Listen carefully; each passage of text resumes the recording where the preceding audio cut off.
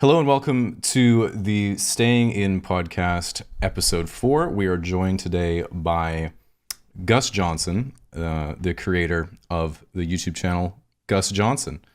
I guess the first question is, have you always used your name for your YouTube channel? And did you do that originally? Oh, that's a good question. I did not originally. I remember setting up my YouTube channel. Actually, I didn't even realize this, but my channel was created in 2011, and I created it on September 11th. Oh, no. No correlation to any of my content at all. But I remember sitting in my grandpa's basement with my mom when I was like in middle school and just like going through the Gus related name options. And I Mm-hmm. just wanted it to be like Gus Tunes, as in Tunes, because I wanted to do Mm-hmm. like music and stuff. Mm-hmm. But like, all the dipshits had already taken like Tunes and Toons. So I had to go Gus Toonz. Oh, well, I mean, like back then you had to have an original name too, right?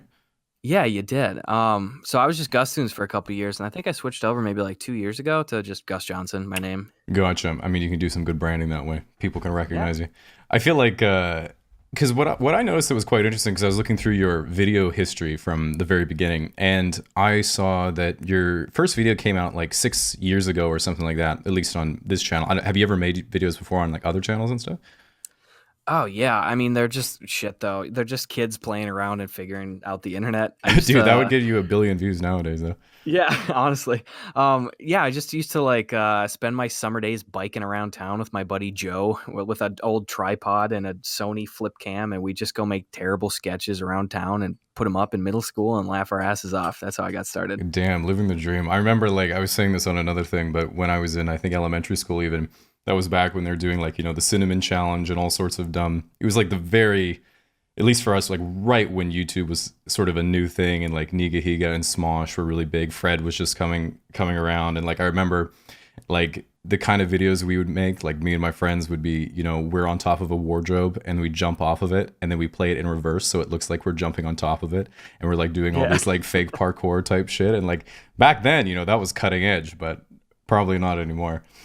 No, dude, for sure. I remember shooting like one of the first videos I made. I was in middle school, and it was about all the teddy bears in my house coming alive and attacking me. Oh my And god.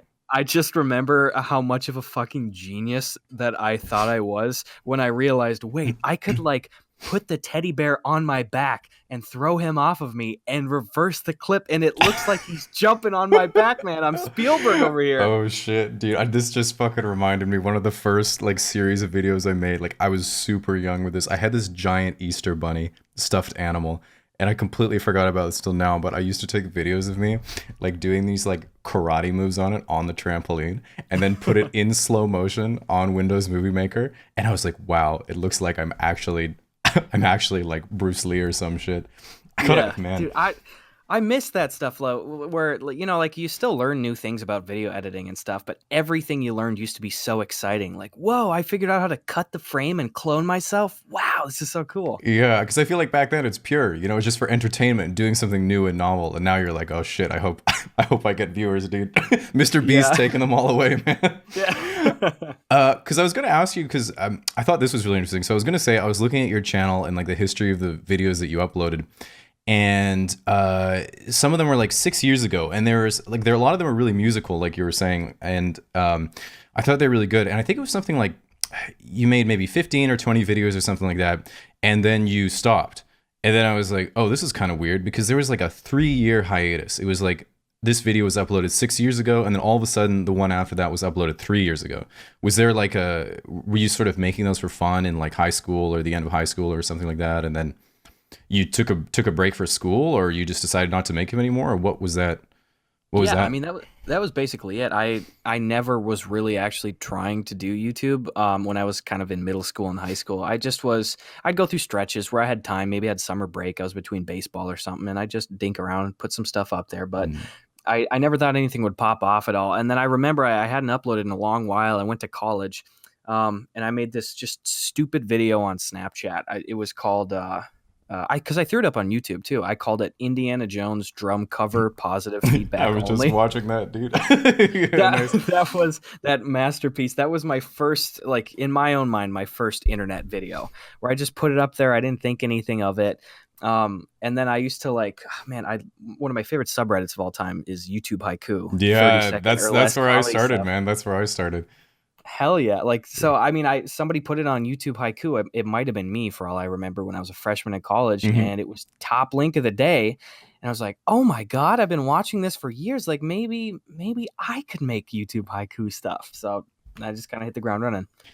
So that kind of ties into like, because a lot of these first videos I was looking at, like even to this day, they still have maybe like 10 or 15,000 views, right? Which is sort of Uh-huh. pales in comparison, obviously, to a lot of the stuff you're making now. And so, first of all, first of all, in the last few months, like, man, your content's been, you've been killing it. You're making some such relevant stuff that's been doing really, really well. Oh, But thanks. I do know, like, say, especially maybe before that, a lot of your content was like hit or miss in the way where, like, I don't know if this is right, but I feel like, either your videos did well on Reddit and you'd get 500,000 to a million views, or you would get maybe 50 or 100,000. And I imagine even before that it was more pronounced. Did you feel like when you were making content, you were trying to make something that was going to hit on Reddit? Oh, absolutely. Yeah, like probably at least definitely the first year of making YouTube stuff once I got to college, it was always within the lens of like, I need to make this so that it hopefully does well on YouTube Haiku, you know? Mm-hmm. That's like why my numbers are all over the place. And one thing too that I'm actually going to touch on in a future video when I'm talking about like people stealing your videos and stuff across all of the internet, Right. um, because my main goal was to specifically try to get stuff that would pop off on YouTube Haiku, Mm-hmm. I would constantly change up like just my full filming tactic where it'd be like, oh, I'm going to use a DSLR camera for this one. Oh, well, I used that 2 days ago. I'm going to do a cell phone video this time. Or like, I'm going to hop behind the camera. So like, I'm not on camera. So people wouldn't see me on Reddit and be like, fuck this Gus guy. I've seen him twice this week. I'm not uploading this, you know? Mm-hmm. So because of that, I've had like a number of my earlier videos go not like full viral, but kind of the mid-range viral. And I'm sure there's a lot of people that wouldn't even recognize that I'm the one that made some of my older stuff. Yeah, I imagine that's probably the case. I mean, it's an interesting strategy that you're thinking like that, because I know, like, at least for me, because I got my start on Reddit 100% as well. And right along the time that I was doing it, the hydraulic press channel was really popular. Yes. And to me, like, that's an extreme example of what you're saying, where it's like that was on the front page like every day, because you can just churn those out, right? So one day it would be crushing a Bible, and then it'd be crushing a diamond, or then crushing Play-Doh, and everyone loved it. And then pretty quickly the novelty wore off, and they never got to the front page like ever again. And I was like, oh shit, I hope the same thing doesn't happen to me. And it was kind of like every now and again, it would be like I have a good video that hits the front page. Of course, I made videos less frequently, and then not, and then there's a hit, and then there's not, and then after a period of time, I kind of thought like, oh well, maybe Reddit's just kind of bored of this, and then it ended up being like, oh, you make a video that's relevant again, and they love it, and I almost feel like for yourself, like I think people on Reddit just like your content, like when it's a good relatable episode. The same thing with like ProZD. Oh, dude, yeah, you fully hit the nail on the head with that. It's been scaring me for years. Like, I go week to week, and I think like, you know what, this is the week where Reddit's finally like, dude, I'm sick of this guy. Like, get him out of here. And it does kind of come in stretches. People are excited for you, and then they get sick of you for a while, and then another one pops up, and they're excited for a while, and then you're gone again. And it sucks because like Reddit can fully make your career, and I'm sure you're no stranger to that. Mm-hmm. I probably say 90% of my audience has been accumulated from Reddit stuff, but sometimes they'll just flip on a person and they'll just be like, yeah, we're sick of this guy. So that's been a stressor for years for me. Mm-hmm. And so I was going to ask, related to actually how you're sort of making the content, and maybe that consistency when you're talking about, making something for Reddit or YouTube Haiku or whatever it might be. Do you feel like when you're making the videos, you have like a different sort of character or different characters that you use? Because I know that you have a background in like theater and improv and that type of stuff. I'm wondering how, if that ties in, if you have certain characters or voices or styles that you sort of use to make the videos. Yeah, I think I used to try to do a lot more character-based stuff a little early on. I kind of my default thing was I kind of used to be a little bit childish, like have a really blank look on my face and kind of have that sing-song voice, where hi, I'm Gus Johnson today. Hmm. Like I used to do that a few years ago, and then I started noticing more regularly, like a number of people that I don't think were joking that were just like, oh, like is Gus autistic? Like, and then I was like, I'm not trying to like pretend like I'm autistic or make fun of people. Like, I was just trying to be like a little kid voice, making videos.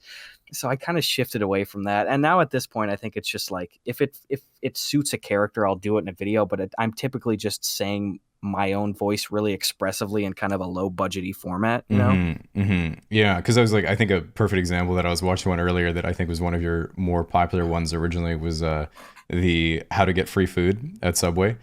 Yeah. And you go in and you're just like, hey, can I get a packet of mustard, please? And you just Mhm. give it to you like, oh man, I shouldn't have done it. Oh no, they're probably calling the cops Yeah. right now, like that type of shit. And I thought that was like super funny, and obviously it was a really popular video. And I just thought it was interesting because like obviously actors will do that. They'll have certain characters that they're better at playing, and then a lot of actors just kind of play themselves, whoever it may be. But like even for me, like I sort of settled into a bit of a zone where when I'm making videos, like there's almost like different voices. I mean, it's still you, but it's like an exaggerated version of you that you kind of run the content through. Like, I'm making a video right now on like the fear of missing out. And like when I'm trying to like take a perspective on something, I'll be like, okay, well, how would this like so one kind of common voice that I would use is, like a very dry, sarcastic kind of like I'm just waiting to die type of voice. And I'm like, okay, well, Uh-huh. what would that approach be? And then the one that's like the Ishi into you just kind of is more of like a bit more of a naive character that's just kind of like making his way through life, trying the best that he can. And then I think of like my friends, how would they go through, or other comedians, how would Bill Burr tell a joke like this? How would Louis C.K. tell a joke like this? And I was wondering for you, like you're saying that this character, is just you have a bit more sing-songy type of voice. Are there other characters like that you would still incorporate, or like say even for coming up with the videos? What is your process for, say, first of all, thinking of something to do, and then how you're going to deliver it? Oh yeah. Well, first of all, I commend your journalistic integrity. These are some good questions. I haven't thought about this stuff for a while. Oh yeah, Um, I'm just kind of making up as I go along, dude. yeah. I'm just genuinely interested, man. Oh yeah, for sure. I think that I don't. I haven't really looked at things through the lens of characters as much in the last couple of years, and I Hmm. really miss it. Every once in a while, I'll just think of a character. Like some of my favorites that I've made have been the Working Man character, Pillow Guy, and the Mitchell Robbins stuff that I make. Those Hmm. those have been my favorites. I feel actually less stressed when I think that I have a good character. It's stressful to come up with stuff, but once I have one and I'm like, oh, this is funny, then it's almost kind of like this protective layer that you're just like, I'm hiding behind a character. I could say stuff, and like, even if stuff isn't funny, I'm a character. You know what I mean? Hmm. Hmm. Um, so I don't know. I think most of my stuff these days are based around things that frustrate me or things that like I can relate to, and then I try to spin a sketch into that. And with that stuff, are you thinking of these ideas mostly by yourself? Because you make quite a bit of content, I would say, for like at least definitely by my standards. But I mean, I feel like you come out with a lot of content, and I was like, do you come up with that yourself, or do you brainstorm with other people? Or are you sitting in front of a computer? Or are you just having a beer and chatting with someone? Or like, how do you come up with the ideas? Yeah, I think for the most part, I do. I give myself credit. It's just sort of stuff that I do think up or that I notice. Every once in a while, too. I've kind of had to catch myself sometimes where once I started making videos full time, maybe I'll go home and I'll be talking with my family or even with like my buddy Eddie Burback Hmm. or another YouTuber, and an idea will come to light naturally in conversation where it's like, oh shit, well, we're all talking about this together, but I kind of have an idea of how to do a sketch around this. And you got to be super careful with that because it's like I don't want to just take that from a private conversation and then just turn it into a video, and then people are like, well, what the fuck, like we were all kind of joking about that, we didn't get any credit. Mm-hmm. I mean, that's what I do. I just watch my friends do dumb things, and then I make a video about it, Yeah. calling them out. But then I pretend it's me, so it's okay.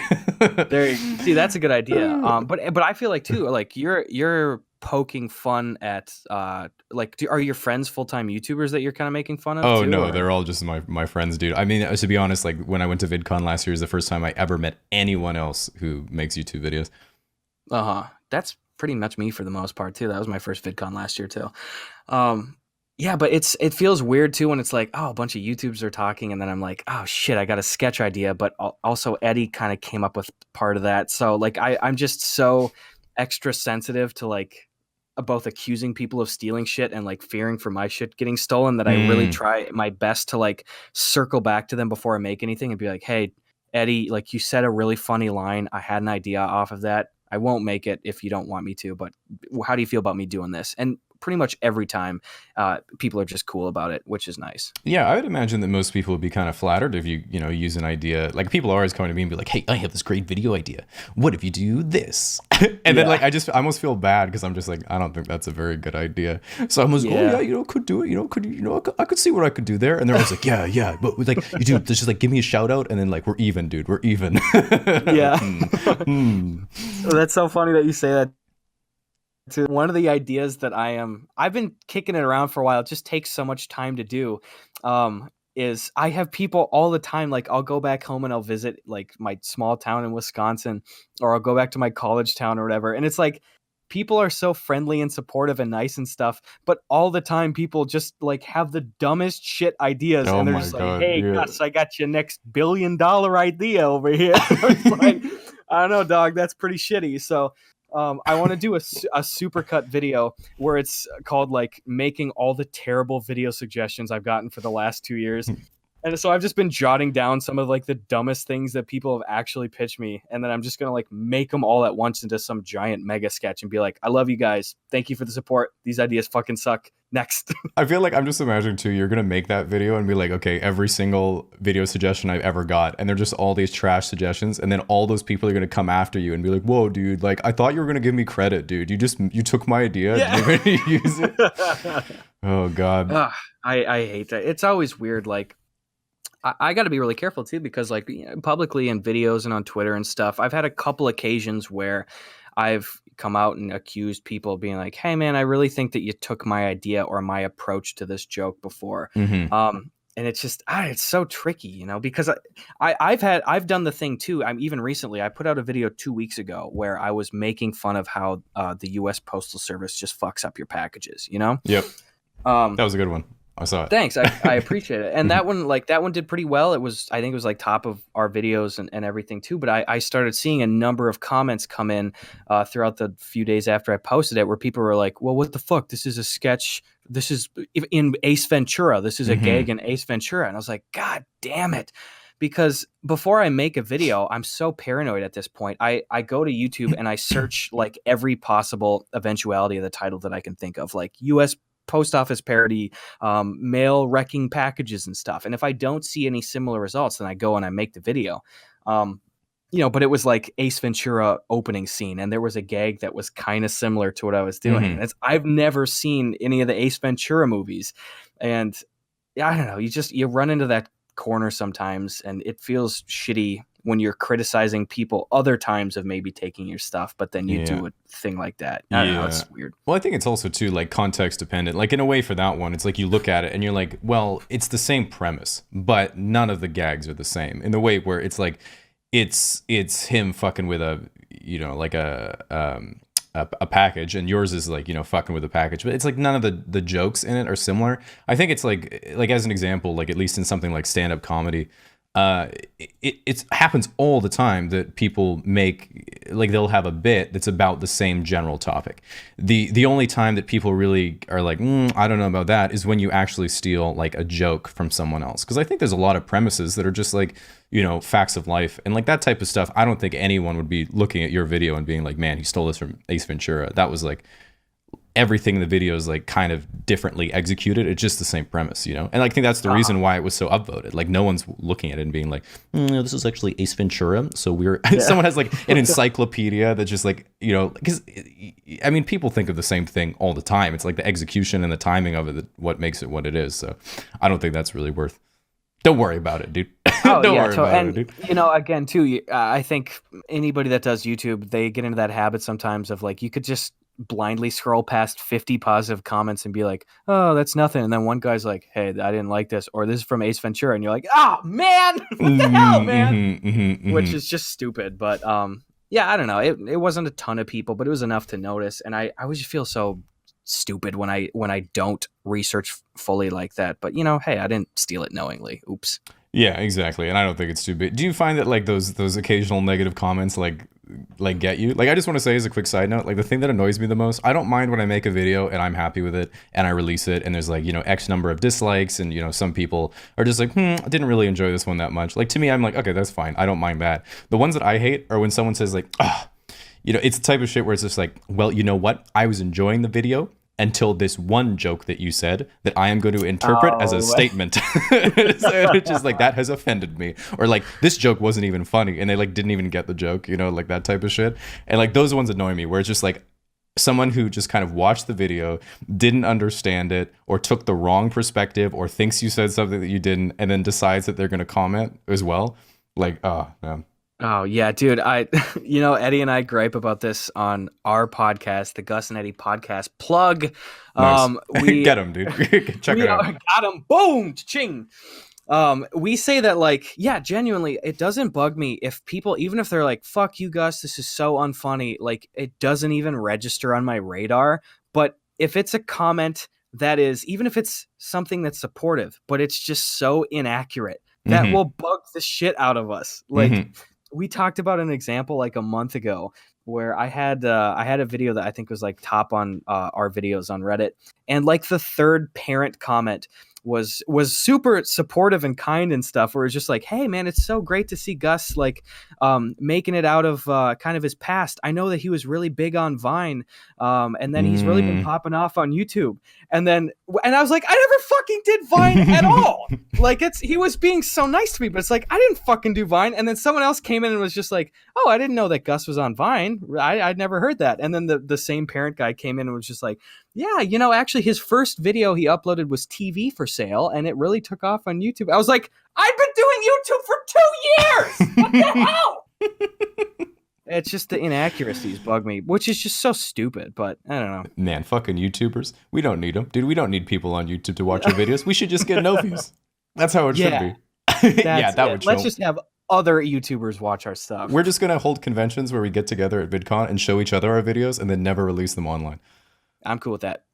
That sounds good. Okay, so I was going to ask you a question, but I've now forgotten it. So give me a second here as I remember it. Okay. Oh yeah, okay, that's right. So related to this, I was going to say, especially recently, your videos have been like super popular. I feel like not only do you have this sort of occasional, oh, it's popular on Reddit versus it's not, like pretty much all of your videos have been getting at least, I think, like 400, 500,000 views. And your social blade is insane. I don't know if you should take a look at that, but like I feel like you've been doing better in the last few months by a long shot than you ever have, right? Yeah, it's been a really strong couple of months. The thing that I'm most proud of, first of all, I'm so happy with all the number stuff, like especially in the last 4 or 5 months, it's just been consistently like topping my own numbers, and I'm really proud of that stuff too. But one thing especially too is because I've been making videos in the last 5 years, I don't think I've gone ever more than 7 days without uploading a video to YouTube. And of course, I mean, naturally too, I had times where I was starting off, I was doing a daily video for 2 years and they were like sketches, like, and I just put out so much shit. And I've had stretches in the last 5 years where I'm like, I just don't feel good about this video or this batch, but I feel very personally happy with the content I put out in the last half year, especially. So, yeah, I think you've been like hitting it like really well, like super consistently. Like I feel like you've been on the top of Reddit a ton, and just like in general, most of your videos, I'm like, yeah, there's like a degree of almost like polish to this that there wasn't before.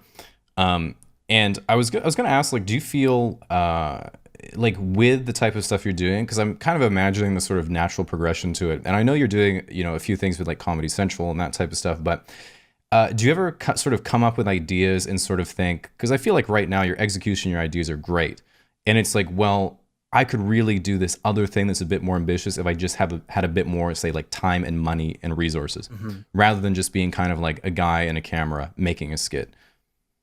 Yeah. I do think about that sometimes. I also recognize too, like, in a way, it's helped me a lot. Where, especially in the last year, so much of my style and like presentation has shifted more towards like look and feel and sound shitty on purpose, like home movie stuff. Where I feel as though like my content shines in the delivery, the little editing, the cuts and stuff like that. But it's like, dude, half the stuff, probably 75% of what I made in the last 4 months has been in my small, shitty apartment here. Like, I'm not, like my overhead is, I'd be lucky if I'm spending $5 for a video. It's very intentionally like low budgety stuff. But no, I'm really happy to be working with Comedy Central now. I'm going to be doing more projects with them going forward this year, and I have the opportunity to do more like high budget stuff. I don't know. I've just been looking at stuff through the lens of what can I just whip out around the place today. Because I feel like you've been kind of branching out in the sense that like you've started the podcast. Obviously your content's doing really well. You've had this sort of opportunities with Comedy Central, which, by the way, I haven't seen yet because I know you're going to love me saying this, but I live in Canada and have not been sponsored by NordVPN as of yet, so I have not seen it. So do you feel like what direction do you really see yourself going? Are you sort of taking it as it comes? Like, are you hoping that your podcast becomes a sort of thing that's like the H3HC podcast or like a Joe Rogan type thing, or you get into acting, or you get into more mainstream like TV or movie, or like just a bigger budget type comedy stuff? Like, what direction are you trying to move that in, if you're trying intentionally at all? Yeah, I don't want to, I don't know. I can go one by one. For the podcast stuff, Eddie and I have been doing this, I think, for maybe about 6-7 months or so now. And we are so happy that we are still consistently growing. Like, people keep coming in, and we don't want to be like the H3 podcast, and that's not a knock against them whatsoever. I enjoy the podcast. I'm going to be on it in a couple weeks, actually. Oh, wow. That's great. But like they take kind of sometimes more of a traditional approach to it too, with like more traditional guests and interviews and stuff too. And Eddie and I joke about on the podcast and off it that we kind of like the idea that we'll have guests on and we'll do interviews and stuff, but no one is even assuming we have any like scrap of journalistic integrity. We're just there to like fuck around, have fun. And like, I'm kind of scared of, a big chunk of responsibility with that kind of stuff. So the podcast is fun. We're going to do it as long as we can, and we're just going to dink around and have no real plans for it. For my channel stuff, I think that there's a number of YouTubers that are perhaps sometimes too eager to jump ship from YouTube. Like, they see it solely as a stepping stone to like, well, I'm going to make a TV show. I'm going to be in movies. Fuck YouTube. I made it. I evolved. And it's like, dude, no, this is YouTube and other online video stuff is going to be around for the foreseeable future. Like, I am going to keep making whatever the hell I want on YouTube, dinking around as long as people keep watching it and as long as I'm having fun. But then also, I'd love to work on a comedy series in the next year or two. And I do have some pitch meetings lined up with some people. So fingers crossed, here's hoping, but I don't know. I'm kind of living a day at a time. Can you release any secret information about the pitch? Is there something that like ideas that you have that you want to try out that you can share? Well, I mean, if I had my dream come true, I had unlimited money, time, resources, network stuff, I would just love to do, without getting too specific, like, 22-minute comedy series stuff on an online streaming platform that has a very homegrown, accessible feel, as something like a Trailer Park Boys. Something like, if you ever watched that. Yeah, I know you're a Canada guy. You ever watch that? Nope.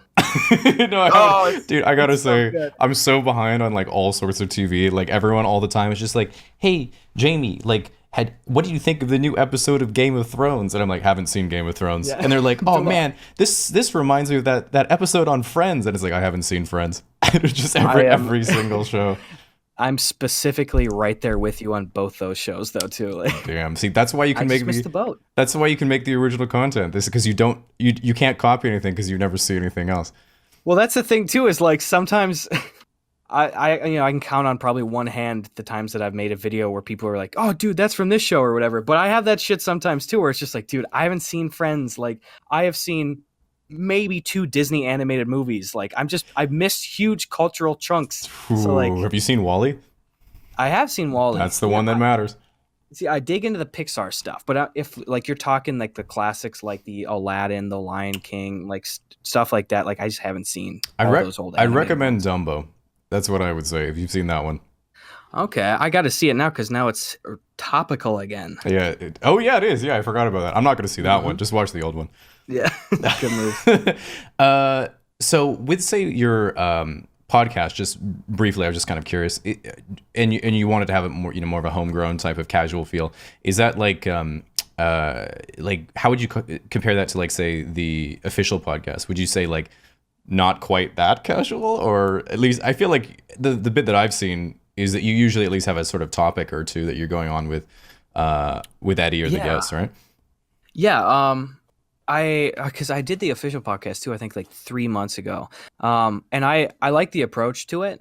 We like to have the illusion of being super hands off, but every once in a while we'll think of things ahead of time where it's just like, oh, dude, I had a Postmates story I wanted to tell you about this week, or like, dude, someone asked me this hilarious question, and it's just shit like, hey, how much Listerine do you think you could drink before you died? You know? So Man, sorry, do you know Shoe Nice? I do. Oh, of course you do. Know. Yeah. Okay. Is he still making stuff? No. Did you hear what happened to him a while back? Oh no! What? Oh god. Well, he had a sort of rise to fame at a certain point, a few years ago, and then he was eating things like caulking and like cactuses, cacti, and just like all this stupid shit. And then he had one episode where he drank hot candle wax. And it like burned his esophagus, and like since then, like, he's recovered, but he can't do any of those wild eating challenges anymore. So now he's kind of dropped off, and it's just isn't what it used to be. The fall of a titan. It really is. Like, he's the kind of guy, like H3H3's mentioned him. He's like one of those kind of niche, well respected. Like, honestly, if I saw him at like VidCon or something like that, I'd be like, man, I'm buying this guy a beer. 100. Well, he can't. I don't know if he could drink it. I'm buying this guy a nice tepid almond milk. Yeah, that's it. That's a good plan. God. So, say, working with Eddie for the podcast, and I guess with other stuff too, how do you feel? How do you like that type of thing? Do you foresee doing a lot of collaborations with other people and that type of thing in the future, or do you prefer being more independent in your content creation?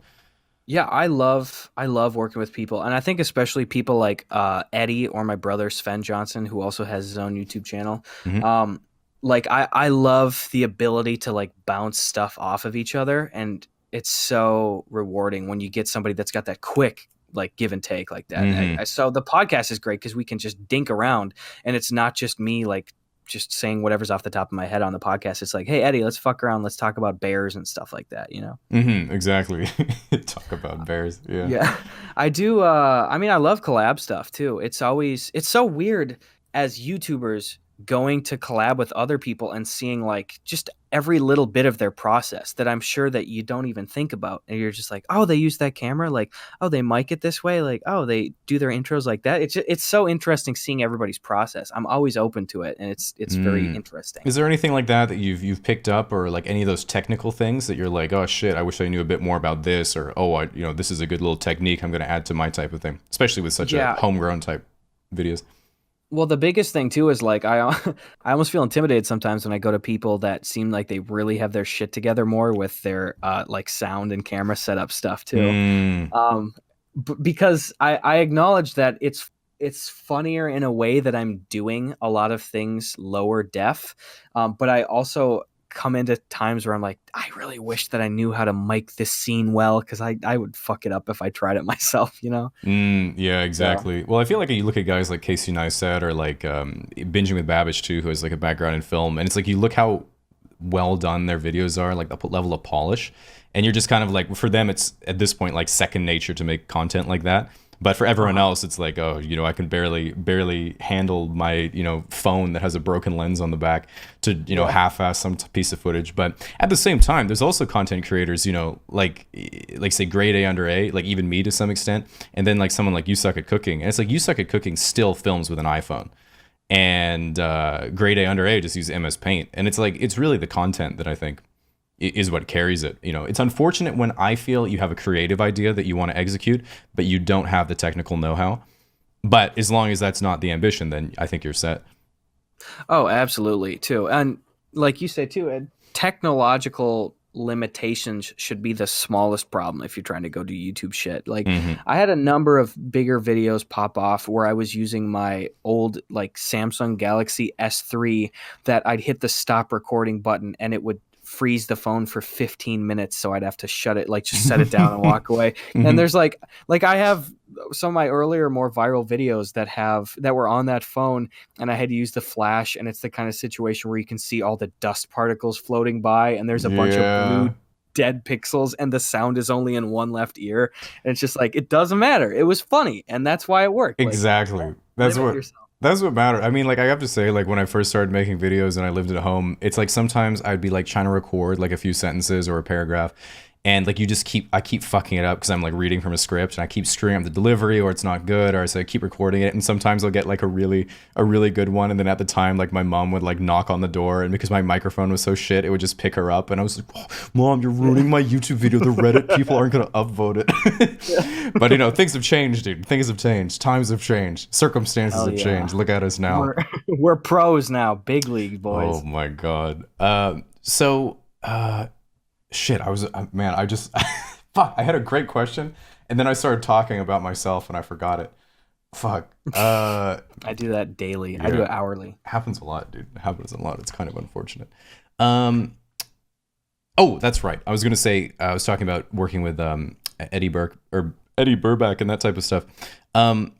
With say like because I met you at VidCon when we were there last time. I was gonna ask, like, meeting different YouTube people, do you kind of like, I don't know, like, do you get a sense of inspiration from the other people who are there, being around them? Because at least for me, I know, like, meeting the other people there, I was like, man, I would have never done this unless it was like at an event and I could basically walk in and then accidentally meet all these people. Like, is there a certain amount that you sort of get out of other people as far as what they're doing with their content or their success, or, you know, their I don't know, lifestyle, or like you're saying, technical types of things, stuff like that? Oh, absolutely. And you know, I never. Well, here I'll start with this. I'm all over the place sometimes. It is so motivating to go to some place like VidCon, or even if you're just going to like a YouTube office and you run into more people, because I think that when we're creating our own things, our own self doubts and our problems and our shortcomings are so amplified, and we feel like Mm-hmm. everyone's noticing it. Like, God, I wish I suck at this, and like this one wasn't as funny. But when you're in a room with 10 people that built themselves up, you know, and built a name for themselves, you can see like, oh my God, like there are real people behind that. Like, I'm sure they have all their own problems too. It's very self-motivating and reassuring in that sense. Mm-hmm. Uh, and I think too, like, it always kind of baffles me when I see people like on Twitter publicly doing this, or like on videos saying that, like, God, like, this community is so like toxic and shitty and stuff too. And I don't get that for the most part, because especially like Eddie and we've been meeting so many more people in the last year since we moved out to LA, and easily like 98% of the YouTubers that we've met have just been really pleasant, positive people when you sit down with them and talk with them. Like, we just don't have problems with people. Yeah, I think it's like a huge phenomenon too. Like, I think it was like Ninja who was saying this, you know, like, for the amount of people that sort of hate on him, he was like, I just never see them in real life, you know? And I think even it's just the case that the amount of sort of negative comments and stuff you get, it's something that kind of exists just, you know, through the lens of someone sitting behind a monitor being able to say whatever they want. And in fact, like, you know, they're there watching your videos and taking the time to comment. Half those people, if they actually met you, they'd be like, oh my God, you know, like, you know, I really like your videos. Like, I was just joking when I said this. I didn't really mean it. I was just trying to da da da da da. And I've always found that too. Like, everyone generally speaking is just really nice and really positive. Oh, totally. Yeah, and it just baffles me. Like, I specifically see it on Twitter from time to time. You know, somebody that's a full-time YouTuber will just say shit like, you know, this community sucks, or like, man, YouTubers are so shitty and stuff.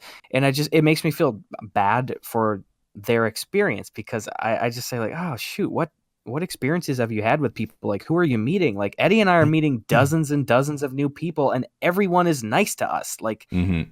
why? You know, like, people, you can tell too, because like, you know, especially when we got out here, within the grand scope of YouTube shit, like, we're really small in the grand YouTube scale. Like, these are people that have nothing to gain from us, and or from, you know, being nice to us, and people are just nice, because I think everyone understands what it takes to really work your ass off and try to get to a full-time YouTube level. So we're just happy with everybody. Mm-hmm. And then say related to that, what's your type of schedule like nowadays? Because especially, you know, you moved to LA recently, have some more projects that you're working on. Like from day to day, what are you doing when you sort of wake up? It's such a clusterfuck. Yeah. Oh, that sounds like everyone It's I've talked to says the same thing. So I don't think that's out of the ordinary.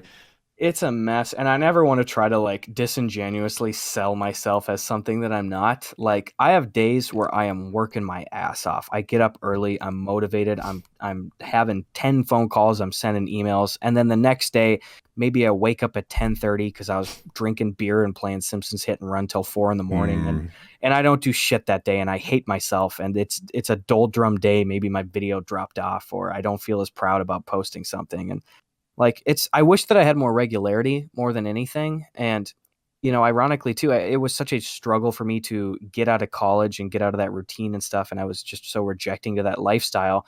And since I moved out here, I appreciate the freedom and everything, but I have days sometimes where I'm like, God damn it, I wish I had some place that I had to show up to. I wish I had a deadline for stuff Hmm. because self motivation is so difficult sometimes. It's so true. I feel like it is a definitely like grass is always greener type phenomena. Like I've said to people before, like, if because it's super easy to be like, oh man, it's so good. You just get to wake up and make YouTube videos and like that's your whole life. You're so lucky. And it's like obviously it is, such a good. I mean, I'd much rather do this than anything else. But at the same time, it's kind of interesting because sometimes, you imagine when you're in school or you're working a job and you wake up, go to the 9 to 5, and it's like you clock in. People tell you what to do, and everything's very measured, and you know when you've done well or you know when you've done poorly. And then at 5 p.m. you clock out, and you can just never worry about work until the next day, depending what you're Yeah. doing.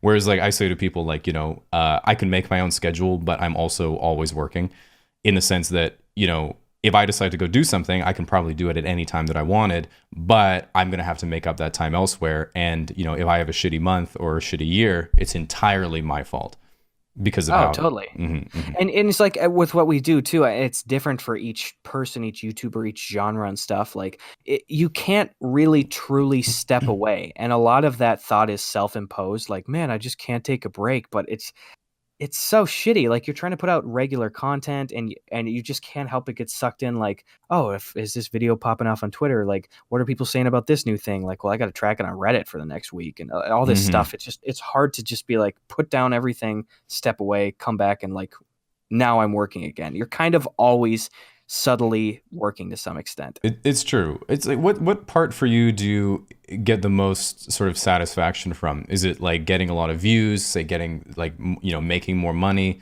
having people be like, haha, that was a very funny video, or say approval of certain communities from like say Reddit as an example? Like what would you say for you is the biggest sort of source of gratification from making videos? I love when, well, my favorite things to film are like more kind of character based things where Hmm. I'm being somebody. I'm the idiot guy on spring break. I'm the tough kid growing up. I'm the Hmm. post office worker. And because it's a stretch of time where I'll go out with my girlfriend Sabrina or a buddy of mine that's just filming, and it'll be like, okay, I just get to dick around for like 2 hours as this person, just kind of think on the spot. It's pure like improv, what's coming to mind, what might be funny. I love that part of it, and then I love going back home and just saying like, no, I just get to scrub through the footage, cut together the best moments. Like I love Hmm. that stuff. Hmm. And then the podcast is great as hell too, because half the time Eddie and I don't prepare for the podcast ever. We're just saying like, hey, you want to film a podcast at like, I don't know, maybe in 2 hours? And, yeah, okay, I'll do that. And then we just sit down, we dick around, we have fun, and people like it and they listen. So it's so positive all around. Yeah, I think there's something great about that because it's like, well, instead of having a beer and shooting the shit in the kitchen, we'll just do it in the office with the microphones on. Uh-huh. And Yeah. that's as our set too for the podcast. Like we have a bigger open space in our apartment, and our podcast walls, we bought some cubicle walls like from an office, and they're on wheels. Hmm. So we collapse the walls against one of our apartment walls, and when it's time, we just roll everything out. So we're literally 10 feet from the beer fridge, just shooting the shit for the most Brilliant, part. genius, you could say. I love it. What about you though? What's your favorite part of the process? I don't know. Like it's difficult to say because there's like different parts that I feel I get really focused on. So most of my videos are just centered around the writing. I'll write basically what's like an essay that's supposed to be funny, hopefully. And to me, like the most satisfaction comes out of like when you come up with a really good original joke, or like when you're working on something and it goes from like kind of a loose fragmented idea into something more complete, and you're just like, oh shit, like I've come up with something that no one's ever really said this way before. And to me, like, it's that usually after working at it for like a few hours in a day, it's like you might get a joke like that. It's pretty rare. Like, say something like one of my more popular videos, like "Is she into you?" or something like that. I might be like, man, I feel like the polish of the video isn't quite there, but I feel like the whole joke was really well executed. And then more generally, it's like, oh, I'll have one paragraph or one sentence. I'm like, I'm really, really happy with this. And then like, I like the idea of someone being like, oh, they'll go repeat the joke somewhere else and be like, oh, that's from that Casually Explained video, like that type of thing. That's what that's probably the part that I like the most. But of course, it really feels good, of course, to make a video and then, it just does really well in general and people really like it. I think that's probably that's the other most satisfying thing for me, at least. Oh, totally. Yeah. No, the way that you make your stuff too, that idea and concept stresses me out like crazy. Like poring over a script and saying which parts are funny, how's the pacing going, like that. Like that, I do that sometimes, and it always stresses the shit out of me. And then I feel weird sometimes too, because my favorite things to film and what I've been doing a lot more recently is like you make fun of an idea or a concept. You kind of boil someone down, like I say, the tough kid growing up, and then you just sling lines off. And then sometimes you have people that come in and just like, dude, that line is so genius. And I'm just like, I just was fucking around. Like I didn't even remember saying that, and like it feels disingenuous when you get praise sometimes and when people give you credit for that kind of stuff. And I always feel like the way that you approach a video or people that write out the comedy scripts is so much more honorable or talented. I don't know how to put it, but I think, well, I don't know about that exactly. It's one of those things where like if you work on something repeatedly with several iterations, it's like, because you imagine it like this, writing 2 or 3 pages of stuff on a Word document, cutting it down to 1.5 pages, rewriting another few pages, cutting it down, keep getting rid of, the bad parts and rewriting the good parts, et cetera, et cetera. It's like every now and again, like you have these occasional like highs, but man, like most of it looks like a fucking disaster. Like if you look at these scripts, it like most of them are just like a shitty high school essay with terrible grammar, terrible punctuation. Your ideas are so stupid. Like you're writing about a topic and you're just like, I don't know anything about this topic, but I have to make a video. What the fuck am I doing? And yeah. But anyway, sometimes you get there and you're just like, okay, this is solid. And then you release the video and no one watches it and you're like, fuck. Another 2.5 weeks or 3, whatever, till like another one comes out. But do you ever like, do you feel that? Because I hate that. I have that problem where like if you have a video that in your mind doesn't perform as well or that people don't seem to like as much, do you instantly just have the thought like, fuck, I got to put something else out right now to like fix this one, Yeah. Oh yeah, definitely. Sometimes I think that, and if it happens too many times in a row, I'm like, well, time to go back and get an engineering degree or something like that. Yeah. But yeah, definitely. Like I get really motivated whenever I release a video, whether it does well or poorly, to make a video again. Because like if it does well, I'm like, oh shit, I should do that again. Like what if I came out with a video in like 4 days? If I came out with a video every 4 days, I'd be 90 million subscribers in no time. And then like at the same time, it's like if you get a video and it does really poorly, relatively speaking, you're like, Christ, I just spent 2 weeks doing that. Like, okay, fuck. And people are like, not as good as usual. And you're like, oh God, like I show this fucking idiot, like where I'll show him. And he's like, not as many good videos recently. Don't know if I should keep subscribing to this channel. I'm like, I'm going to fucking show you. I'm going to make the best video ever made, you fucking idiot. Yeah. But yeah, I mean, like that's part of it, But it's weird because I think the truth is, especially observing your channel over time, you're like, oh, well, it keeps doing better sort of, month on month on month on month. But still, when you have a video that performs relatively poorly to what you've been doing, it's like, well, this is the end. Oh, absolutely. And I feel so embarrassed when I'm regularly able to step back and be like, shut up, Gus. Like, what are you so worried about? But I've built up, like I said, like such an unhealthy schedule, just time-wise, and especially just like sanity-wise too, where it's been 5 years. I haven't taken a week off in 5 years, and even if I'm personally taking time off from like creating shit, sometimes I have to stock up stuff, So it's like, oh, I'm going on vacation for a week. Well, I need to make 3 videos this week and roll them out over the next month. So because my turnaround is so quick with all my stuff, like my days are the ups and downs are just the highs of the highs and the lows of the lows, where I'll put something out and I'll be like, ah, shit, well, I want to post tomorrow then, and like fix it and do an even better one, and that'll show them. But it's like, Hmm.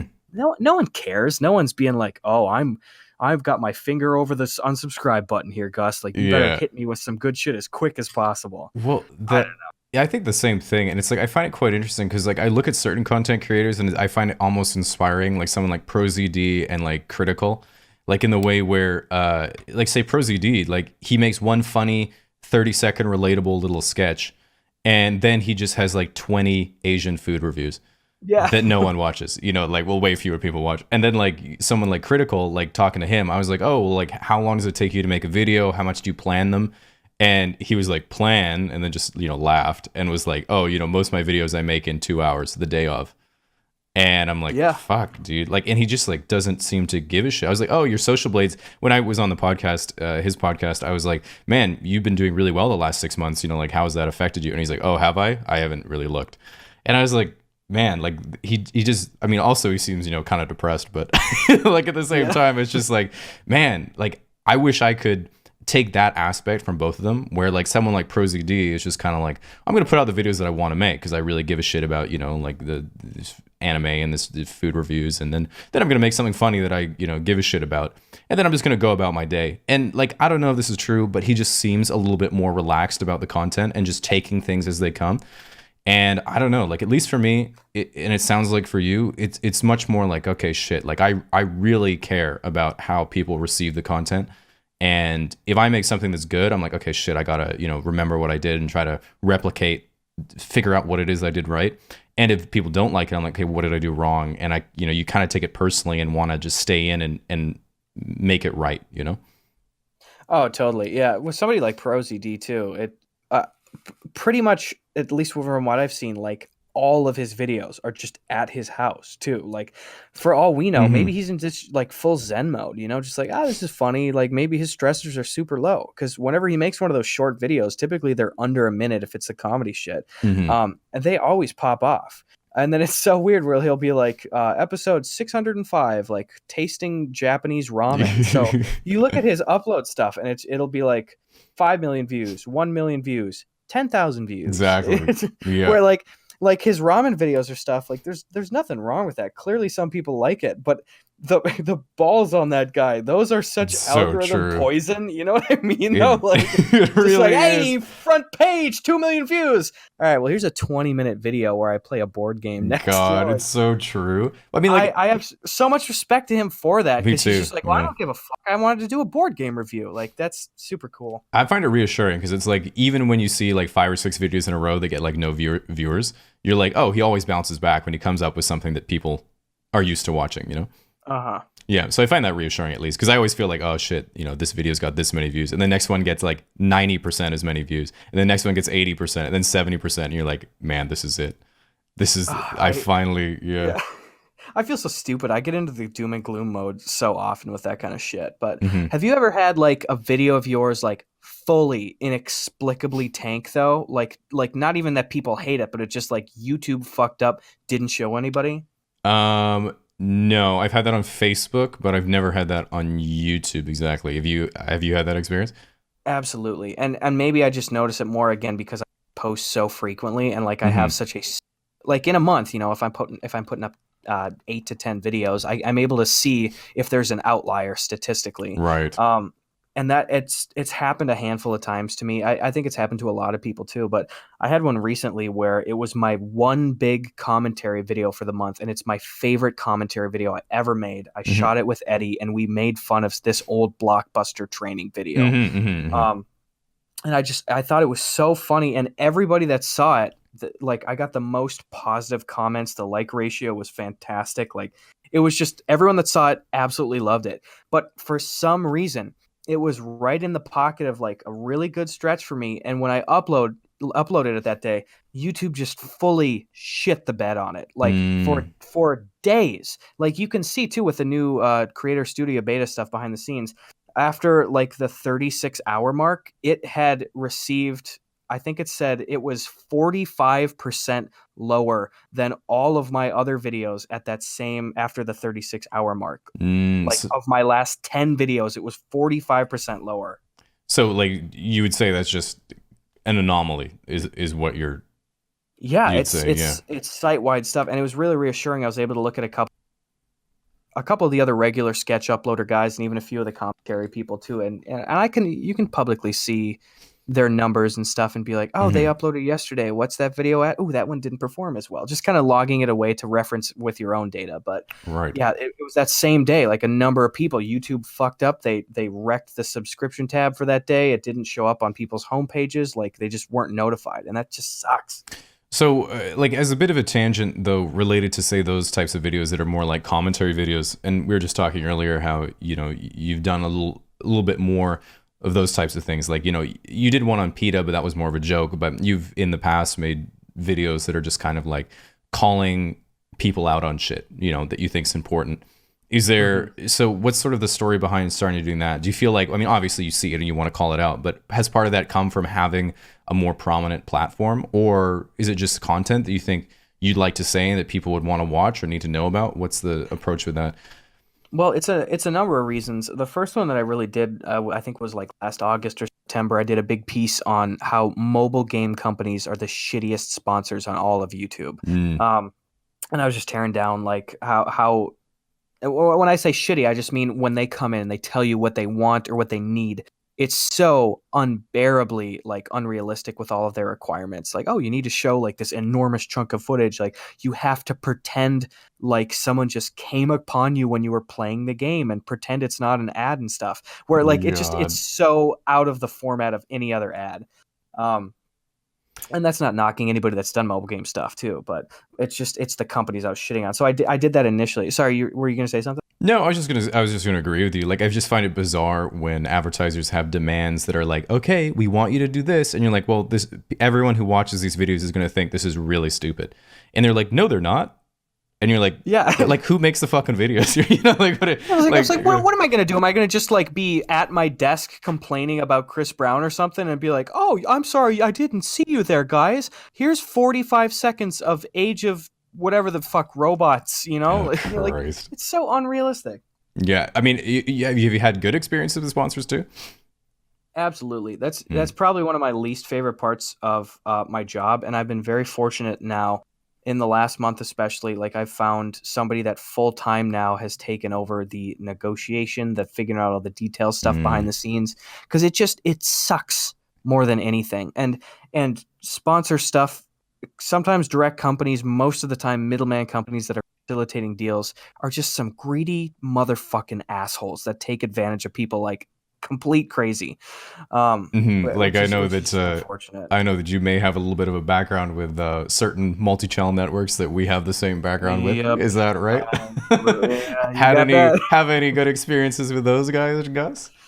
Well, I tell you what, are we going to do the name drop game, or do you want me to not fudge up your current contracts at all? Or? Oh yeah, I don't think I have any contracts. I think it'll be fine. You can say what you want. Well, that's the thing too, is like if you're just talking at it through the lens of like MCNs, like the multi-channel networks, you'd be really hard pressed to find many, if any, MCNs that weren't to some degree pieces of shit to a lot of YouTubers. Like these companies are just fucking greedy. They come in, they take advantage of ignorant YouTubers, because truthfully, almost every YouTuber at some point is ignorant. Like we don't know. We're just learning shit online.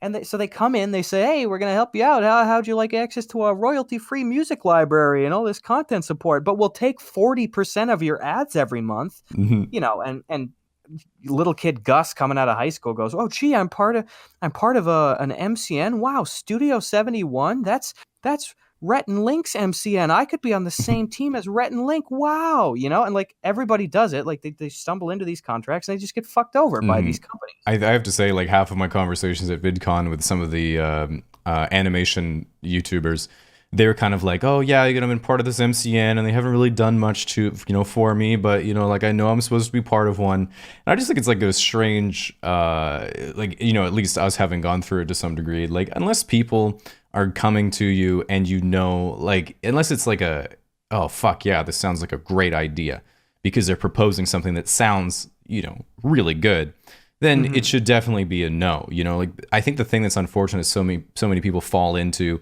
sort of management or agency traps without actually having a reason to do it. It's not like people are going to make, snap their fingers and, more people watch your YouTube videos suddenly, or, your ad revenue doubles or that type of thing. It's not actually possible. Absolutely. And the thing is, again, I'm not even shitting on people that go into them, because I did it multiple times. Like, people are inherently ignorant with the YouTube stuff.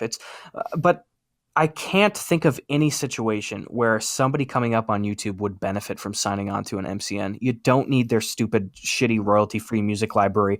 YouTube has their own fucking website themselves with a brilliant royalty-free music library. You don't need somebody coming in finding ad stuff for you from an MCN standpoint, because unless you're like the top 5 creators in an MCN, the people that they pitch to you in the emails, like, hey, we represent Jake Paul, we represent Rhett and Link, unless you're their top 5 like big fish, they won't give a shit about you. They're not going to find you ad deals. They're not going to contact you for a week at a time sometimes. Like, it's just a bad idea. So, short answer for everybody, don't sign with an MCN. It's a horrible idea. Yeah, and it's quite literally, in a way, like a pyramid scheme, from the sense that if you have a network with 500 employees and 50,000 creators, it just mathematically doesn't make any sense. You can't be given any proper attention or time or benefits when the person who's an employee is managing 50 channels.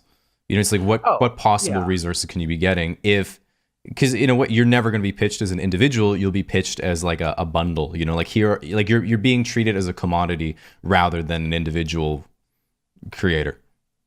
Oh, that's so true. And these people in MCNs, they're such conniving sharks. They're so manipulative and shitty. And truthfully, these companies, again, I do see a day when, sometime hopefully in the next couple years, if it's possible, I see a day when most, if not all, of these MCNs will just fall. Because honestly, as long as YouTubers keep coming to them and giving them work, that's the only way that they're making money. If we just go like, fuck you, no, we're not working with you, then they die. The companies die. Even somebody like, so again, you don't have to die on this hill with me. I'll be vocal. Do it, Studio 71 was the company that reached out to me. That was my first MCN. And they were just incredibly unresponsive. You kind of have your personal network contact there. So every time you're dealing with maybe the same guy. But they're not even fully to blame for all of the inadequacies with your experience stuff. I was signed with them for 2 years because I signed on when I was super small, and they repped me for 2 years. And I had times where they wouldn't get back to me for weeks on end. I had times where, like, I had been doing sponsored stuff on my channel for like 8 months. And then my fucking network rep reaches out to me like, hey, Gus, like, I just wanted to see if you'd be interested in starting to do your first sponsorship on your channel. It's like, have you fucking been watching my channel? I've been doing this for a year. What the hell is wrong with you? Oh, no. Dude, I got to... Now it's like... Oh, sorry, go ahead. I'm at the pulpit right now. Crush him, dude. Crush him. I'll bury these boys. Yeah, I had times where, like, because I was with him for 2 years, and I was so vocal when I was left. I was just like, fuck you guys. Like, I felt so mistreated, and I know that I'm not the biggest deal. Like, I'm a smaller fish on your scale, but it's like, dude, I've had times where I've been on YouTube trending, like, every week, and you guys don't even know that I'm fucking uploading. Like, am I on no one's radar over there? I was recently, just last week, after being like a full fuck you leaving from Studio 71 like a number of months ago, I was reached out to from a new representative from Studio 71 trying to re-recruit me. And if this is any indication of how little loyalty they have, my last network manager, I'm not going to mention her name. Again, you never know how much is a single person's fault. It's the company at most. In his leading line to me to try to get me to come back, he said, by the way, we fired your last representative, and named her by name and said, and believe me, her firing was a long time coming. It's like, you guys are fucking cannibals. That is so unprofessional. What a bunch of shitheads. Damn. Ugh. I have to say, it reminds me of what I find so fucking funny is when you get an email and it's just like, hi, casually, And I'm like, oh, you Yeah. just fished my name out of a mass like targeted email. Like I think the Yeah. best ones is like because I didn't upload my change my URL for the longest time. I got these emails that are just like it's like hi, how's it going? http://www. And I was like, oh no, it kind of made me sad, dude. Dude, oh, Uh, it's so heartless. I guarantee, no matter what language you use, no matter how they try to butter you up, they don't. First of all, it's not even that they don't give a shit about you. They don't know who you are, even when they're talking to you on the phone. Like mhm, Eddie shared this hilarious experience with me from like a year ago. He hopped on one of like a big network call with one of the bigger MCNs or whatever, just to like hear what they had to say. Again, it was a while ago for him. mhm. And like he said, it was so clear the whole time that like the guy was just reading his name off a piece of paper, and the whole time they were calling him like Eddie Burback. I think they were calling him like Eddie Burbank or something. Mhm, And like they mhm. did the whole call. Like, you can't even get my goddamn name right. How do you think that I'm gonna trust you for the next 2 years when you Yep. take 40% of my shit? Ugh, Damn, dude. Think what you could be doing with all that extra revenue, man. it's just You'd be living ridiculous. in Santa Monica right now, not LA. Yeah, I'd be I'd be pissing champagne every morning. Ooh, the real lifestyle. Do you feel like has your lifestyle changed much with like the success of your channel? Do you feel? Um, I I would say that my lifestyle's changed, but not in direct relation to the success of my channel. I Hmm. mean, monetarily, really my only financial goal for the last 5 years that I've said to everybody, I said like, man, it would just be nice to be able to like go out to a restaurant or go out to a bar every once in a while and not have to think like, oh shit, do I have 34.95 in my pocket? Like, Mm, just that kind of easy free thing where it's like, hey, maybe I'll go out to a restaurant once or twice a weekend and I'll just go get like a nice burger and not have to worry, oh, maybe I'm going out to a restaurant too much. So like, gotcha. dude, I don't really have any big material goals. Eddie and I, we got a GameCube and we drink Bud Light and play Smash inside here. Like that's it. That's all I want, Living the really. dream, man. Living the That's dream. it. I gotta say, like, I think that that's sort of the same thing for me. You know, like just being able to say, you know, you're regardless of your career path, like making enough money that it's like you don't have much to worry about. I think that's kind of the goal for that. And I've often kind of thought like, well, you know, what is the lifestyle that you're, you know, aiming for necessarily? And I was like kind of wondering, I was kind of curious like for you, especially when you're saying the same sort of thing that I am about, you know, you make a video and it does poorly and you're like, oh fuck. Oh, and then you're like in anguish for the next, you know, the next 24 hours or, you know, 48 hours or whatever. Like I was kind of thinking like, you know, what's the goal in terms of quality of life? You know, is there anything in particular you feel like, this is what I'm going to use as a benchmark, whether it be like, oh, you know, I'm going to work really hard for the next 6 months, but then I want to kind of get in this, live this type of schedule and this lifestyle or do this type of thing or have this type of routine. And, you know, I think I'm going to be more happy or more content with that? Or do you think it's a mindset thing or how do I you don't approach know. that? I think it's a number of things. I think that, well, I mean, all behavior is learned to some extent, I believe. And I really credit having a really, really good foundation from in terms of like very supportive, kind, inclusive, forward thinking parents and siblings growing up. Like I grew up in a very small town in Wisconsin. I Hmm. didn't have internet in my house till I was in high school. My parents never bought game consoles for us. Like my childhood growing up was like, I'm gonna go outside and find an old piece of sidewalk chalk and invent a game this afternoon with my siblings. I'm going to read old soup stained Calvin and Hobbes books that I got at the thrift store. Like Hmm. that's how I grew up. My family didn't grow up poor. We grew up very, very frugal. So we never wasted money on stuff. Maybe we went out and got $6 burgers twice a year. And that was like shockingly rich for us. Like, oh my Hmm. God, we're going to get burgers tonight. What? That's the one time this year. Anyway, I'm rambling at this point, but No, that's great. No, I think that's good to. It's nice knowing the background. I feel very blessed in the sense that for years I've been it's been driven home that I need to appreciate the connections I have with other people, appreciate Hmm. experiences, and really devalue materialistic things. And I'm very happy that I, at least in my own mind, I believe I haven't lost that trait yet, and I hope I don't. Hmm. Sorry, I was just thinking when you said that having a having a Lamborghini in your garage.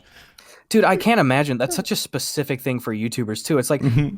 that stresses me out seeing other people. Maybe like they got a blows up or something, and then maybe they rake in like 80K in a month or two, and they blow it all in like a Lambo, and I'm like, dude, what if the algorithm hates you a week from now? You're up Yeah. shit's creek. Yeah, I gotta say, like, I don't know if you're part of any of these, but there's a sort of a creator Discord that I got invited to, and there's a bunch of conversations of, guys like Furious Pete and like Mr. Beast and all these different guys like talking about YouTube algorithm stuff and like how to do your taxes. Like shit like that. And you're just like, man, like a lot of like there is such a broad base of approaches that people have. I mean, I'm sure this is the case through all careers and lifestyles, but some people are just like, fuck, dude, like, man, I just really want this car so bad, but like YouTube, I just haven't been performing. Like, what title should I use? What thumbnail should I use? And then like other people are just kind of like, man, like I just want to be funny and relevant. Like I just want people to like me again. And then other people are just kind of like really focused in on like the craft. And like those are the people I like the best, the people who just really give a shit about getting good at whatever they're doing. But like there's such a broad spectrum of goals that people have and almost like value systems that are just completely different from person to person. And I don't know if it's like you're saying like it relates to how they grew up or who they're around or that type of stuff, but it is very interesting seeing what drives different people. Yeah, yeah, that's so true. I fully agree with all that too. And to answer a question from a minute before, you said like, am I part of any of those like big community discords or anything? Mm-hmm. I get sometimes every once in a while someone will toss in a big like Twitter DM group chat, and everyone will be like doing bits in there and stuff. Mm-hmm. Which even those, like, not even knocking the people that start those, not knocking the individual people in that kind of stuff. Like I just hate it. I don't like it. Mm-hmm. Not because of the people too, but because, inevitably sometimes with some people it becomes so money centric and business centric, and even if people are being fully forthright and saying maybe in a group chat like, hey, here's what you should do for the taxes and stuff, like here's some algorithm news that I thought, like, Mm-hmm. I know that I make calculated decisions for my videos and my posting schedule, and like I know all my little tricks and stuff, but when it gets to the point where I'm just looking at things as a business, like I'm just gonna feel so heartless with what I make, and I don't like that. But that's just for me. I'm not knocking people that get really involved in that kind of stuff. So. Oh, absolutely. Yeah, I feel exactly the same way. And to me, like one of the most important things is like having your integrity to some degree. Like I think there's something to be said for if you make a video or you do whatever and people are like, yeah, this is bad, this wasn't funny, don't like you did that. But I feel like as long as you're saying to yourself, I've made a decision that I think is authentic and to the best of my ability, like I feel like you can never feel guilty about that. But if you're doing something, for the money or for the business or that's deceptive or whatever, like, that shit I feel like haunts you. Oh, totally. And again, I'm not here just pitching myself as some saint. Like, I don't do things for the money. Like I make decisions that benefit me financially. Definitely. And I've been very forthright for months, on the podcast or talking in videos and stuff too. And one incentive, not the sole reason, but one incentive for pushing out some of these longer commentary videos, I try to do one, maybe two max every month, is I finally have a spot where it makes sense to put a sponsored bit on there. Mm-hmm. I can talk about something that either is bothering me or something that I think is really funny, like if I'm goofing around with Eddie on the Blockbuster video, and luckily, blessed to me, it's just fine community wise to be like, oh, I did this thing, well, I'm gonna put the sponsored ad at the end, and people don't have a problem with that, and it's totally fine, and that is so helpful for so many YouTubers. And like I'm pretty forthright with all the money stuff, so that's Mm-hmm. part of the decision making process there. Yeah, absolutely. I feel like it's something that you have to do what you feel makes sense for you, that you're comfortable with, but you got to make a living at the same time. And I think it's a fine line to walk. Like it's like that's what makes you good at what you do. It's like, when's an opportunity where I think I can tastefully make revenue, and when's an opportunity when I shouldn't, and how can I make content that people are going to like the most. And I think that whole thing is just a balancing act, and getting it right is being a good creator fundamentally. Oh yeah, totally. I'm just so lucky that my motivations are not like money based in terms of like how I carry myself or interact with people, but that's it. Yeah, totally. I agree 100%. I think that's a good place to sort of come from. So I was going to, I think at this point, there's a couple questions we had from our Casually Explained Discord that people asked before the chat that I wanted to ask you. And then we're going to take some questions from the live chat, if you're good with that. Oh, hell yeah. All right. So there's just a couple I had here. There wasn't too many from the Discord that I feel like I didn't cover during the podcast. But so Al the chemist says, it's a two-part question. But hey Gus, are there any lesser known YouTubers that you want to shout out? Also, what's your opinion on YouTube's future, and will creators jump ship anytime soon? I like everything about this first thing. First of all, Al the chemist, goddamn great name. Yeah, there you go. Some smaller YouTubers I want to shout out. Absolutely. I bless you, Al the chemist. Bless anybody that likes talking about that stuff. Like, for every big YouTuber you know, there's two people that you don't know yet, but that could be hugely parts of your entertainment for the next few years. Let me see here. I got my YouTube popped up. For a long time, one of my favorite channels has been Bridge Stewart. Do you know Bridge Stewart at all? No, I don't. I'll look them up right now, though. My God, Bridge Stewart is this dude. I think he just does stuff himself for the most part, but he has some of the most funny, original sketches and ideas ever. So goddamn Man, funny. this is a small channel too, like 13K. Oh yeah. I got him on my sidebar on my channel. That just sounded like I was stroking myself off there. Like, I'm really just doing my part. No, he's so funny, and his comedy is really in line with kind of what I do sometimes. So if you like my stuff at all, please go check out Bridge Stewart. Yeah, that seems like a great suggestion. I really love Nate Bernot or Berno. I don't know how to pronounce it, but he uploads a couple times a year, and his shit is just so weird and funny, like kind of character-y kind of stuff. Sad World is great, super funny. Do you know Sad World at all? No, I don't. Honestly, Jesus. I'm so out of the loop, dude. Hang on, I'm playing it through the thing. Okay, yeah, this looks interesting. This looks like deep fried memes type stuff. Dude, it's great. I think it's run by Noah Monk. And some people might know him as the guy that played Gibby on iCarly. Really? Noah Monk is so hilarious, and the channel is like just this perfect little like weird mindfuck Adult Swim comedy kind of stuff. It's really good. Damn. All right, those are some good suggestions. I feel like I'm gonna have to subscribe to these. God, what the fuck? I'm just looking at a bit of a preview on this. Okay, yeah, that's pretty wild. Man, I feel like, how do you find these channels? I don't know. People suggest them sometimes, or like every once in a while, seeing my Twitter mentions and be like, hey man, like you should check out this guy. I think he's in line with your comedy. And every once in a while I see it and I'm like, oh yeah, dude, that's super funny. Damn. All right. Well, that's fair enough. People haven't suggested. People are just like to me like, hey, do you know Sam O'Nella?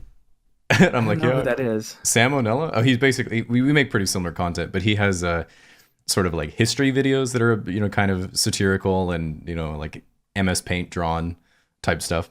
But he's good. He's good to check out. Okay, so the other question. Oh yeah, was there a part 2 to that? Oh yeah, there was, right. What's your opinion on YouTube's future? Will creators jump ship anytime soon? I don't know. Nobody knows for sure. I seriously doubt anyone's going to jump ship anytime soon. There's just where would you jump? Where the fuck are you going to jump? Yeah. Everyone's quick to say Twitch, and that works sometimes for some people, for some genres.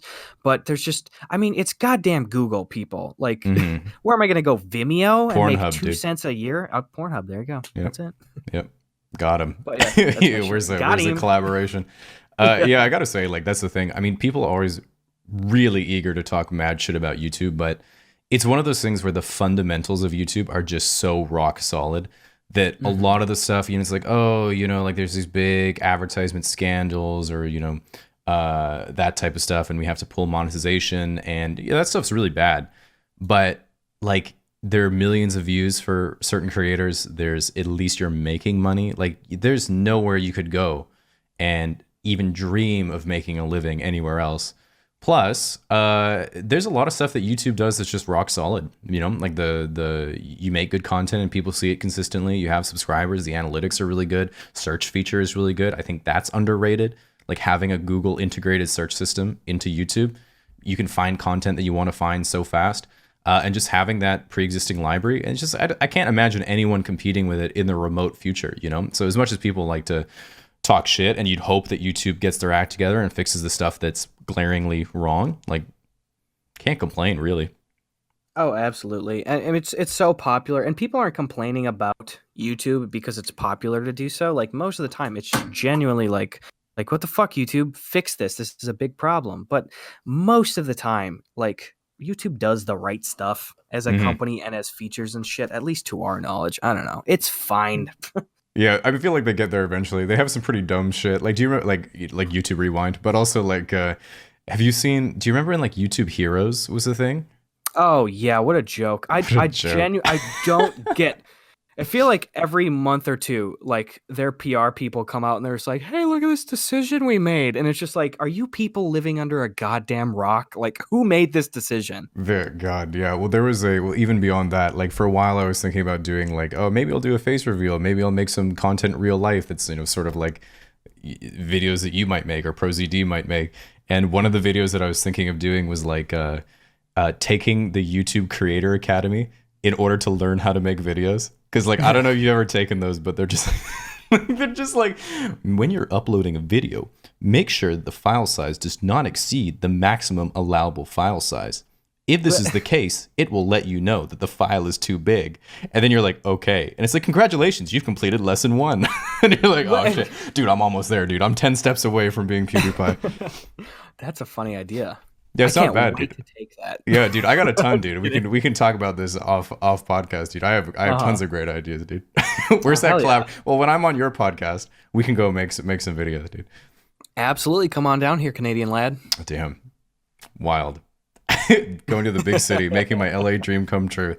All right, so if there's anyone in the chat who would like to ask a question, feel free to do so. But maybe everyone just left the stream on and fell asleep.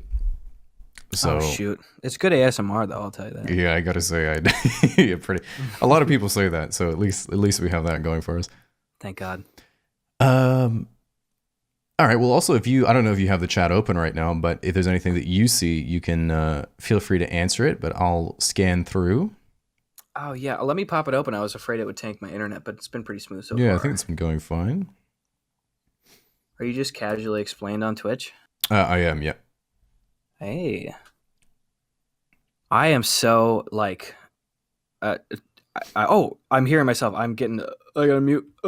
That sickening thing where there's that slight latency. Yeah, like, exactly. Yeah, the radio reverb. Yeah, I'm so illiterate with Twitch stuff. But okay, yeah, and I got the chat popped up here. All right, well, let's start with this one. What is your favorite YouTube haiku? That I've made or ever? I just say ever, I think. Ever. It's a good question. I talk about myself too much. No, it's good. The podcast is about you. It's all good, dude. I love Nan's scooter. Is so good. The shortened supercut version of that is... What happens in that one? It's just like... I almost don't even want to spoil it. This intro is like these two UK lads got their older grandma a scooter, and she seems to be really touched, and then it ends unexpectedly, and it's fucking hilarious. Okay, I add that to my many things that I'm gonna have to take a look at. I feel like I must have seen it, dude. If it's on YouTube Haiku. Yeah. Yeah. Okay, so Giraffester says, I don't know if you're ready for this one, but what's the most existential question you can think of, and ask it to yourself?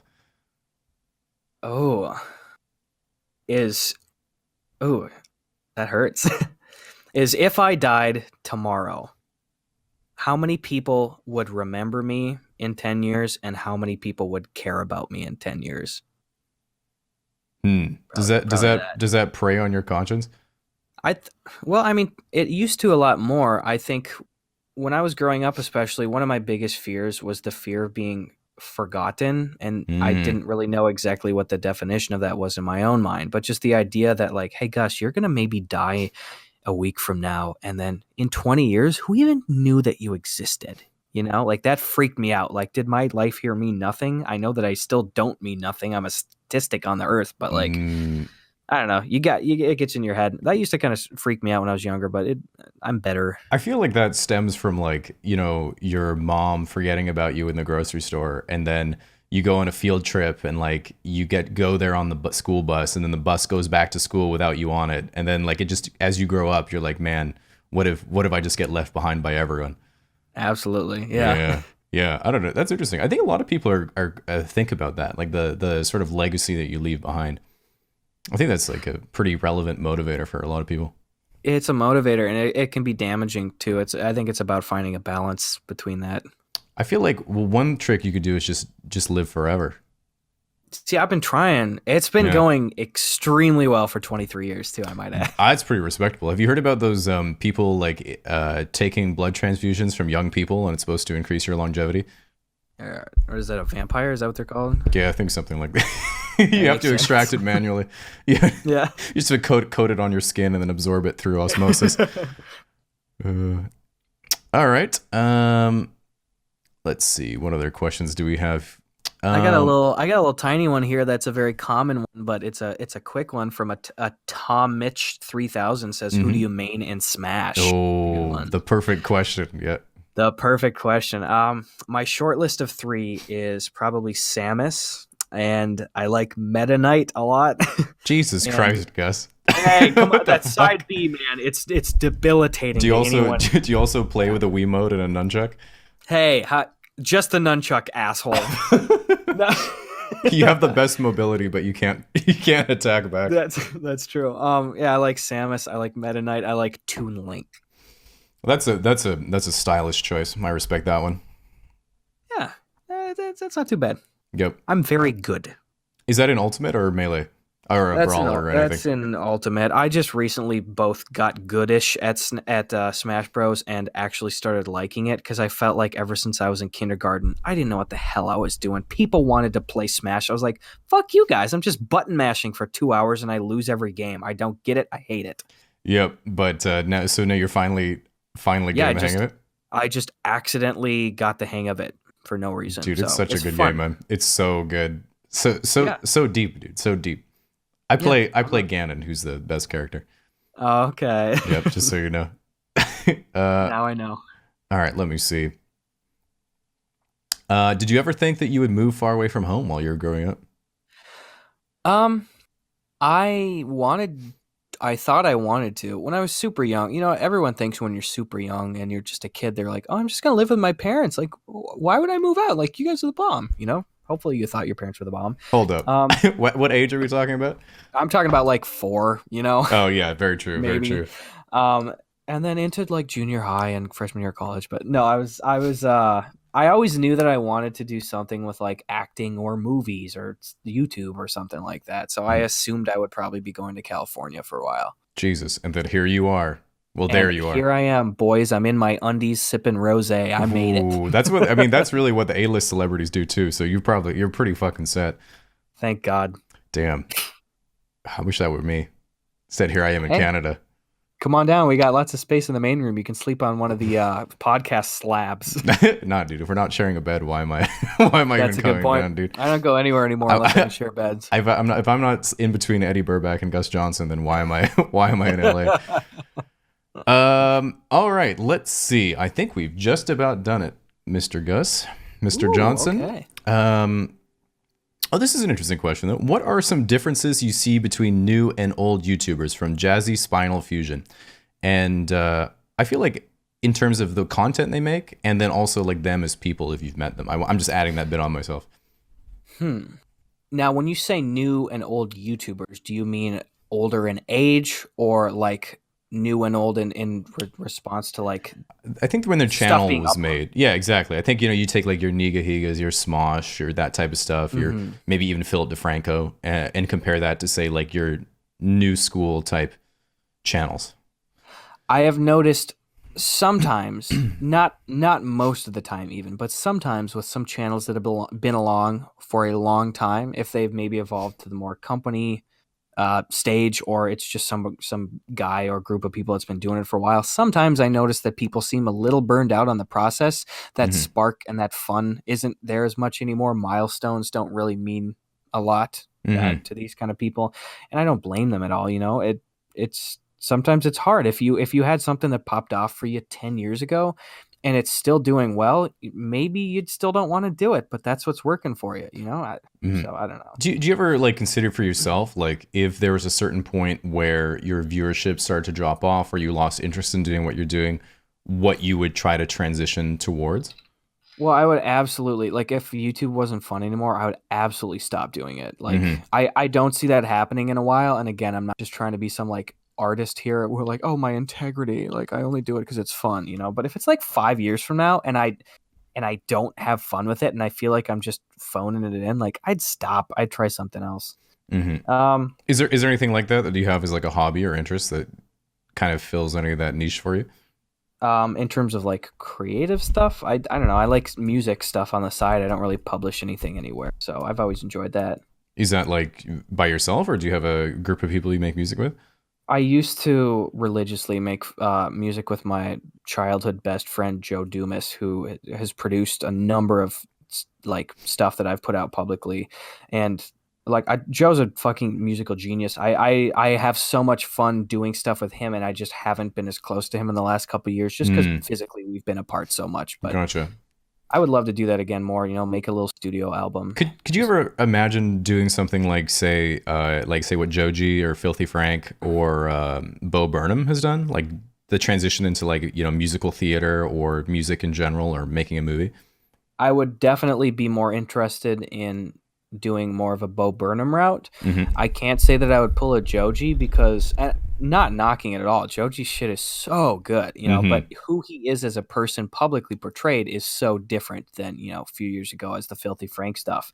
That makes me so happy seeing that enormous success story for him. Like that's a huge risk to be like, kind of put behind everything else. Like I'm going to go in this distinctly different direction. Like it's clearly working. It's clearly paying off. I know he's going to be an enormous star, you know, but I would like to keep the fun in it.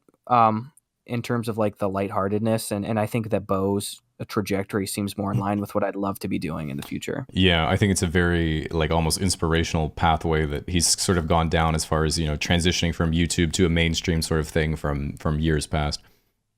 Absolutely. Yeah. Yeah. And so I think with that, we'll probably close out the podcast. By the way, do you have any plans for celebrating 1 million subscribers? I I know what I'm going to make, and it's no big blowout thing. It's going to be a really, in my mind, I think it's going to be a more like down to earth kind of heartfelt detailing, kind of some journey stuff a little bit. Hmm. It sounds like such a shithead pat myself on the back kind of thing to say, but it is coming up quicker than I had expected, and I Hmm. have not made it yet, and I'm getting stressed that I will maybe hit it before like I'm able to create the video for it. But Yeah, you'll be we'll good, see. dude. I was thinking of I feel like even if you're at 2 million subscribers by the time it comes out, that just makes it funnier. I Yeah. think you'd be So set, dude. exactly. So if you're listening right now, please for God, do not subscribe to me. I will be very pissed and I will cyberbully I you. think this is like this is gonna backfire on you where everyone just unsubscribes and you never get to 1 million. You just have Yeah. the video in the back pocket and unreleased forever. That's what you gotta Oh do. God. Well, anyway, thank you very much. Thank you very much, Gus Johnson, for coming onto the podcast. I think we'll probably close it out now, but really appreciate getting to talk to you and coming on here. Yeah, man. Thanks for having me. This is genuinely probably the most fun I've had on a guest podcast ever. I truly mean that. So thank you. Oh, thank you very much. And by the way, I guess is there anything? Well, first of all, go check out Gus Johnson on his YouTube channel, but do not subscribe. Yes, please. Yeah, please do not subscribe. Is there anything else that you would like to plug? Yeah, if you want to listen to the Gus and Eddie podcast, it's me and Eddie Burback. New episodes every Friday. We're fucking around. We're opening mail. We're talking about beating the shit out of fourth graders. It's a lovely, unstructured time. And I think that's a great recommendation. I was listening to it a little bit before doing this, and I thought it was really funny because I think in your most recent one, again, I've already said it, but your little thing with Comedy Central, like I looked it up earlier and I was like, oh, I'm gonna look at Gus Johnson's Comedy Central so I can comment on it, and then it was like not available in Canada, and I was like, oh, I'll tell him that it's not available in Canada, and then I watched the podcast and you're like, fucking everyone is saying it's not available in Canada. Like I know, dude. Like, Yeah, like, it's like, I'm do oh, you thank God. not see the other people telling me this too? Like, I am aware. I didn't know it was going to be the case, but I know. Whew. Well, anyway, with that, thank you again, Gus, for coming on. And this podcast is available on the Super Secret Future channel, Staying In podcast on YouTube, and it should be available in all countries. So, All right. thank you again for coming on, and everyone in the chat too. See ya, everybody. See you guys.